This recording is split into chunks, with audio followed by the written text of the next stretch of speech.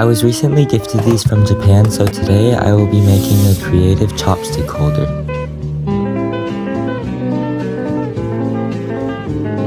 After finding inspiration, I began designing. After designing, I used Creality to splice the design.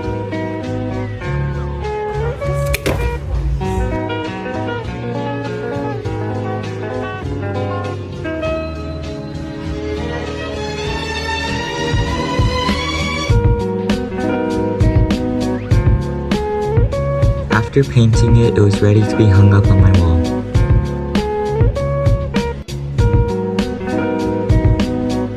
Let me know what I should make next.